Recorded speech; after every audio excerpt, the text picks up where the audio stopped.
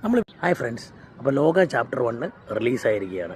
ഞാൻ ചാപ്റ്റർ 1നെ പറ്റി ഒറ്റ ലൈൻ പറയാലോ എന്ന് ഓർത്ത് പെട്ടെന്നൊന്ന് പറഞ്ഞു പോകാൻ വേണ്ടി വന്നതാണ്.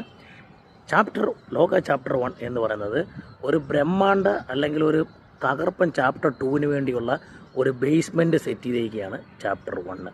അതാണ് ശരിക്കും ഈ പടത്തെപ്പറ്റി സിമ്പിളായിട്ട് അല്ലെങ്കിൽ ഒരു ഒറ്റ ലൈനിൽ പറയുവാണെങ്കിൽ അത്രേ ഉള്ളൂ. ഓക്കെ, ചാപ്റ്റർ 2ന് വേണ്ടി ഒരു കിടിലൻ ചാപ്റ്റർ 2 പ്രതീക്ഷിക്കാൻ വേണ്ടി അല്ലെങ്കിൽ ഒരു പ്രതീക്ഷ തരുന്ന വിധത്തിൽ ചാപ്റ്റർ 1നെ ഒരു കിടിലായിട്ട് സെറ്റ് ചെയ്തിരിക്കുകയാണ്. ഇതിനകത്ത് നമ്മൾ കയ്യടി കൊടുക്കേണ്ടത് ആർക്കാണെന്ന് ചോദിച്ചു കഴിഞ്ഞാൽ ഫസ്റ്റ് ഇതിനകത്ത് ഡയറക്ടറാണ്. ഓ മൈ ഗോഡ്, അയാളുടെ vision.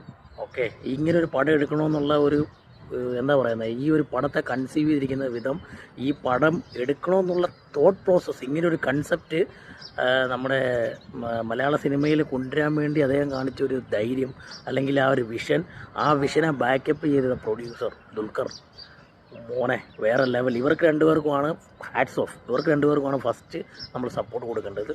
Then technical team, art direction, അതുപോലെ ക്യാമറ, എഡിറ്റിംഗ് വേറെ ലെവലിലാണ് ചെയ്തു വെച്ചിരിക്കുന്നത്. അറിയാമല്ലോ, ഒരു സൂപ്പർ ഹീറോ അല്ലെങ്കിൽ ഒരു സൂപ്പർ വുമൺ പടം എന്ന് പറയുമ്പോൾ അതിൻ്റെ camera work, art work, lighting, അതുപോലെ തന്നെ എഡിറ്റിങ് ഏറ്റവും ഭയങ്കരമായിട്ടുള്ള ഇമ്പോർട്ടൻ്റ് ഉള്ള 3 ഭാഗങ്ങളാണ്. ആ 3 ഭാഗങ്ങളും നല്ല അടിപൊളിയായിട്ടാണ് വൃത്തി ചെയ്തിട്ടുണ്ട്.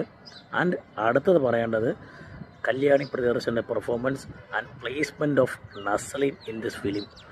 മോനെ വേറെ ലെവലിൽ. അത് എന്തുകൊണ്ടെന്ന് വെച്ച് കഴിഞ്ഞാൽ ആ പടത്തെ കഥയെ സ്മൂത്തായിട്ട് പറഞ്ഞു പോകാനായിട്ട്, ആ ബേസ്മെൻറ്റ് ക്രിയേറ്റ് ചെയ്യാനായിട്ട് നസ്ലിൻ്റെ ആ ഒരു സ്റ്റാർ വാല്യൂ അല്ലെങ്കിൽ നസ്ലിൻ്റെ ആ പെർഫോമൻസ് വിത്ത് കല്യാണി പ്രിയദർശൻ, ഇവരുടെ ആ ഒരു കോംബോ, ആൻഡ് സലീം കുമാറിൻ്റെ മകൻ ചന്തു, ഇവരുടെ എല്ലാം കൂടി ഒരു കോംബോ ചേർത്തിട്ട് അസാധ്യമായിട്ട് പറഞ്ഞു പോയിട്ടുണ്ട്.